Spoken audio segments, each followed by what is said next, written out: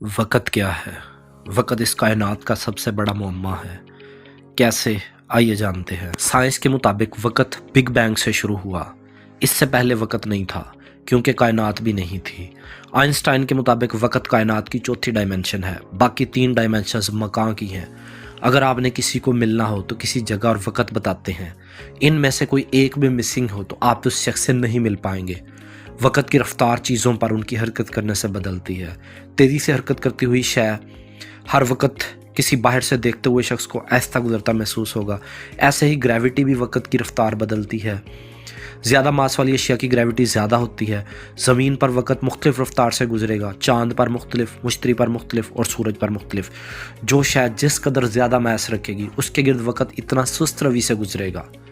Black hole के करीब वक़्त इस कदर सुस्त रवि से गुजरेगा कि शायद बाहर से अगर कोई देखे तो इसे भी आप पर वक़्त के गुजरने का एहसास भी ना हो। वक़्त को मापने के लिए पुराने वक्तों से इंसान ने कई तरीके ईजाद किए।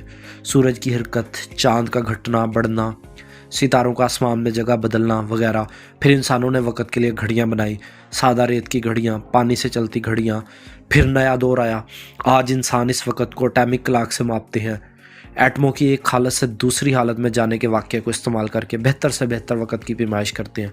चूँकि हम जानते हैं कि वक़्त की रफ्तार ग्रेविटी से तब्दील होती है, लिहाजा ज़मीन की सतह से जितनी दूर जाएँ, फ़र्ज़ करें माउंट एवरेस्ट पर, तो वहाँ वक़्त मुख्तलिफ़ रफ्तार से गुजरेगा, तेज़ गुजरेगा, मगर ये बहुत मामूली तेज़ी होगी जो कि आप महसूस भी नहीं कर सकेंगे बानिस्बत ज़मीन की सतह पर, क्योंकि ज़मीन से ऊंचाई पर ग्रेविटी का असर कम हो जाता है।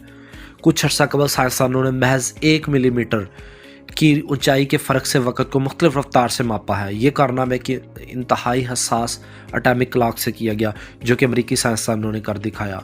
वक़्त और ग्रेविटी के इस ताल्लुक से हम कायनात के कई राज जान सकते हैं।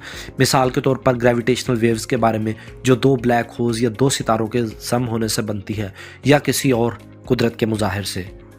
मगर रुकिए, एटॉमिक क्लॉक और वक़्त के इस मापने से हम जीपीएस सिस्टम को भी बेहतर से बेहतर बना सकते हैं, क्योंकि खला में ज़मीन के गिर्द घूमते ये जीपीएस सैटेलाइट, इन पर भी तो वक़्त ज़मीन की सतह से ज़्यादा तेज़ी से गुजरेगा कि ये ज़मीन की ग्रेविटी के असर में तो है, मगर वहाँ ये असर कमज़ोर है। लिहाजा जब जीपीएस सैटेलाइट आपके फ़ोन पर अपना मुकामी वक़्त भेजता है तो उसमें इस बात का ख्याल रखा जाता है कि इस वक़्त में कुछ कमी की जाए, ताकि सैटेलाइट पर वक़्त तेज़ी से गुजर रहा है बानिस्बत आपके वक़्त के।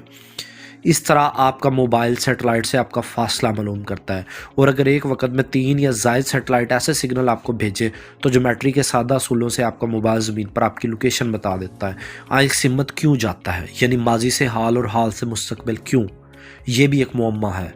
आज हम देखते हैं कि कायनात में हर शय ख़ास तरतीब से है, तरतीबी की तरफ जाती है। शुरू में कायनात कसीफ थी, अब बिग बैंग से बिखर कर कहकशाएं और सितारे बन रहे हैं। कायनात फैल रही है, बेतरतीब हो रही है। इस तरतीब से बेतरतीबी को साइंस की दुनिया में एंट्रोपी कहते हैं। कायनात की एंट्रोपी बढ़ रही है। वक़्त भी एंट्रोपी को फॉलो करता हुआ एक सिमत में जा रहा है।